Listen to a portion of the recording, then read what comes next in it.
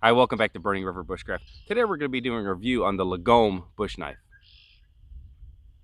So the Lagom bush knife is made by LT Wright. I'm not sure if this is A2 steel, but it is definitely high carbon. This was designed by Ben's Backwoods as well as Lester River Bushcraft. So the two gentlemen that own those companies went together and designed their ideal bushcraft knife. So when the Lagom bush knife came out, this is something I got real excited about. This is a Morris Kahansky inspired and Morris Kahansky size knife. So the blade is going to be about the width of your palm, and the handle on this knife is plenty long, so I can get a full grip, and I've still got a little bit of the butt sticking out. There's no guards or anything. This has an oval grip, very similar to a Mora number 1. The Mora number 1's like a classic go-to bushcraft knife if you're into the more traditional kind of knives. So this knife is a beautiful knife in my opinion. This is the kind of thing that really gets me excited. This is just a really basic, solid knife. If you were just to see this knife in a random picture, you would really have no idea what era you were looking at if you were unable to tell that this was Micarta scales. This is just a very classic, full tang, scanty grind knife that's suitable for most of the wood tasks that I like to do. The Sagewood Gear leather sheath costs almost as much as the knife does. This is maybe a $150 knife. This is maybe like a $125 sheath. I think it's just under $300 for the whole package or something when you buy it new. And it is an awesome sheath. This is the only custom leather sheath that I have. All the other leather sheaths that I have, I either made myself, they came with knife. But this one is really something special. This makes the knife itself. So right away we've got the color. This is an awesome color leather. Really stands out. Super thick. I don't know if that's an 8 or a 10 ounce hide. The squared off sheath is kind of unique. I always saw custom knives that had this, and I thought it was always neat. I never had one prior to this. Obviously, what's standing out here is this has this little indentation for cordage. As soon as I had it, I went ahead and wrapped some cordage around it. Never have used the cordage, and you can see just from dragging it through briars and stuff, it's starting to get all nicked up. So this 550 cord, you know, it might be 350-pound rated cord after getting drug around. But this doesn't take up a whole lot of space on the sheath. Now you could get crazy on this and wind this thing up like a kite string or something, but to put a reasonable amount of cordage on here, this really doesn't take up any extra space on you, and it actually enhances the look of the sheath. This does have a 1/2-inch ferro rod loop. This had my main ferro rod on it for quite a while. This was my go-to knife for quite a while. This is a size knife that I was in line to get my skookum. That took an extended period of time. The Bushcrafter is approximately the same size as this, and this one actually replaced my Bushcrafter. So this was my go-to belt knife for quite a while. Never really fit my hand all that well, to be honest. It was one of those knives that I had pre-decided that I liked before I ever touched it. I'm sure you guys have all done that too. And when I got it, it wasn't right from the get-go, and I just figured I could learn to use it. And I did learn to use it. You can get by with damn near anything. But looks, size, and sheath system just made me stick with it longer than I should. So this is a stout little knife. You're not going to find much in the woods that this little knife won't do.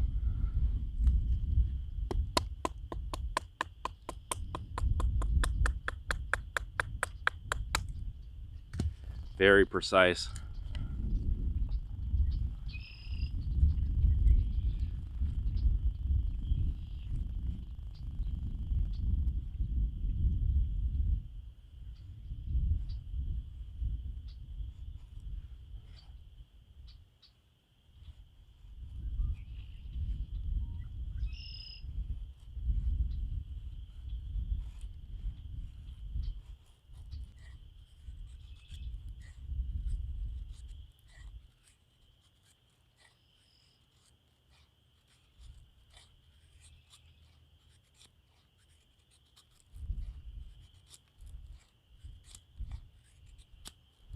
Again, quickie feather stick on this thing. This will do this all day long.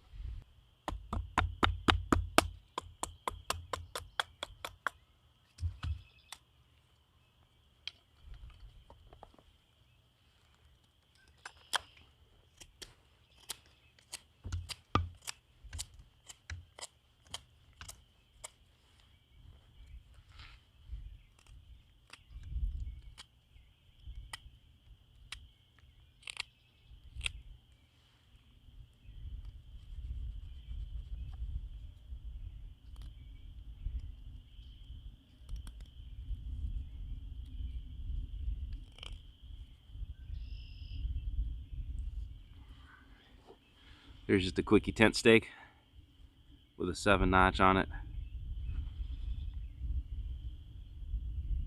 So this knife can make feathers and baton through stuff and do tri-sticks all day long. As I've done in other videos, I'm going to go ahead and use this knife like this knife was intended. I'm going to go ahead and carve a primitive trap with the knife. I'm going to do that in a separate video. I'm going to be making a promontory peg trigger. So if you're interested in seeing more of this knife or how I carve a promontory peg deadfall trap, go ahead and follow the link in the description below and check out my other video. So the two complaints I have with this Sagewood Gear sheath is the D-ring itself for the dangler is plastic. Now this is like a $125 sheath and it's worth it. This is a hell of a sheath, but it should have some type of either a brass or, you know, a blackened hardware or nickel or something. This should have metal hardware here. I've never had an issue with it. I'm out in the cold weather quite a bit, and this knife was born in Minnesota, so it's cold up there. I know they get cold enough where this plastic could get brittle. That would be my main concern, is dangling this knife around through the woods and just cracking, catching it just right and cracking this plastic D-ring. That would be a real shame. The snaps on it are all high quality metal. You know, everything on it's top notch. I just don't understand why they went with a plastic D-ring. And maybe I'm wrong, but this sure feels like plastic to me.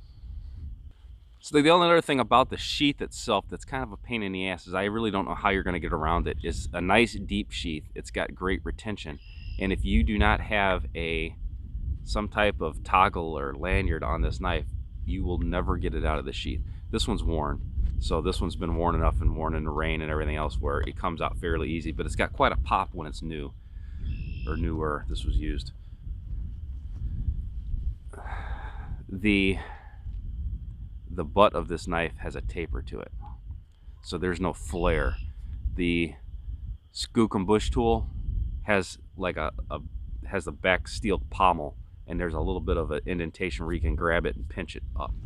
The Bushcrafter is similar to this with a rounded style, so it's very comfortable. This is more comfortable back of a knife than the Skookum. I'm not going to say it's not, but because of the design and because of the sheath, you have to have something in this knife to pull it out of the sheath. It's just not going to happen. So from the blade portion of this knife, this has an excellent curved blade, just like the Skookum does. It's a nice straight back, super sharp 90-degree spine. I love the fact that there's no guard on it. This lets you choke right up to the blade itself, and you can make the tight radiuses when you're carving without having a guard in your way or having to pinch over the top of the guard or anything like that. Some people get a little freaky about that there is no guard on the knife. A knife like this is not a defensive knife. You're not going to be stabbing. If I was stabbing to split wood or anything, I would just use the top of my, use my thumb on top of the knife before I do that. So there's no stabbing motions where you would need a guard. So I love the fact the blade shape guard front of the knife is just great in my opinion. So the handle is another story. My biggest issue with this knife is the handle itself. If you look at it in this plane, it's great. I love the look, love the size. It's got a slight taper front, small taper to the back. That's all great.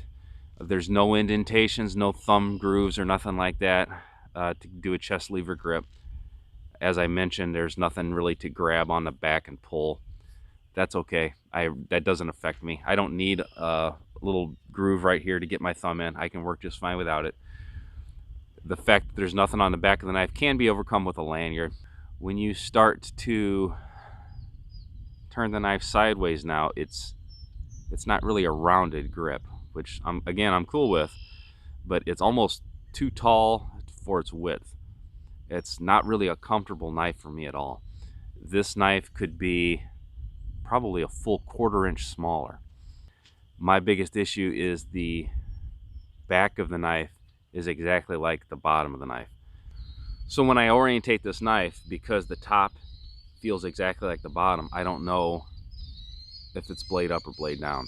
If my hands are getting cold, I can't just feel it. I can't touch it in the dark and know which side is which. If I'm skinning, or if I'm inside a cavity of a large game animal cutting through the diaphragm, I can't feel which end is the sharp side of the blade. So that's a bad thing in my opinion. I would like to have more of a flattened back to it and then left the bottom side like it was. If you did that, that would make this whole knife grip just a little bit smaller, and then I could probably close my fingers and make a full grip with this. So that doesn't affect function. Of course, I've used this, I've carried it, I'll use it again, but it affects comfort. And this is not a knife that I will just hold all day and carve and carve and carve. And a knife like this, that's a shame. This knife would be absolutely perfect to just hold in your hand and carve with all day. However, for me, for my hands, this grip just isn't quite it. So if we're going to go over the pros and cons on this knife, obviously nothing's perfect. The pro for me is the system. Again, I like systems on a knife. So this is a pretty badass sheath. I've got cordage. If I was loaded up and had a ferro rod in here, I would be all set. The dangler, it's going to drop this knife below an anorak or something when it's cold. So the entire sheath, along with the size of the knife, is just about ideal. I really like this style of sheath for belt carry. You cannot overlook aesthetics on a knife. So this knife looks freaking awesome. This looks like it belongs in the woods. It patinaed up real well. I've carried it enough where the sheath's starting to discolor and get scratched up. It looks great. The sheath, the knife, it's a beautiful package. Really like the looks of it. So as far as size of the knife, I love this knife size to carry. If I have other tools available, like an axe or something, which you probably should, this is a great knife. This is one of my preferred sizes of knives to carry in the woods. So negatives on this knife is not much. I don't really prefer to have a plastic D-ring on here. And this is snaps, so this would come off and this would change out if I chose to. I just don't choose to, I guess. The only complaint I've got on this knife is this handle is just too darn big and doesn't feel right to me. This swell in the back fits my palm in a bad place. I've got other knives that have a swell in the back that fits my hand in a bad place. It's too big. That's all it comes down to. If this was a smaller handled knife, I could probably get by with it, but we see what a large radius and taper this has got. So towards the back of the knife, right where my two little fingers are trying to hold on to this big ass knife handle, it's just not working for me. So with my other knives, I've been rating them on a scale of 1 to 10. This knife's not bad. It's not terrible. It's not anything you can't overcome. And maybe if this handle fit you perfectly, you would love it. If the handle shape was just a little bit different, this sucker would move right up to a 9 or a 10. The handle like it is right now, I'm gonna give it a 7, and that's pretty generous. This is not a knife that's comfortable to use, and it's all about interface with the operator, and that's where the handle comes into play. So this is my promontory peg trigger with my Lagom bush knife. If you're interested in seeing how I carve this trigger and how I set the deadfall trap, just go ahead and follow the link in the description. So if you're in the market for a Morris Kahansky style and size knife, this Lagom bush tool suits it perfectly. It's a pretty badass knife. I would definitely suggest upgrading the sheaths. There's nothing wrong with the standard sheath, but this really makes the knife, in my opinion. It's worth the extra money. As far as the knife goes, like I said, if you have small hands, look somewhere else. Don't even think about it. This is, again, I have a large glove, and it just doesn't fit me exact. Some people aren't as picky as me. But I have options and I have choices. So if something's not exactly right for me, I can just move on. I can just feel the bad spot in my hand as I'm holding this. But that doesn't mean it's not going to work for you. I definitely suggest taking a look at somebody else's knife. It's great to test drive somebody else's knife if they've got it, and you just touch this knife and you'll know if it's going to work for you. As soon as you feel it, pick it up. I can feel the bad spot for me. Again, I can use it. I just choose not to on a regular basis. All right, till next time, this has been Jamie Boggs with Burning River Bushcraft. If you enjoyed this video, click like, go ahead, subscribe to me. Ring the bell to be notified on all my latest videos. Till next time, see you soon.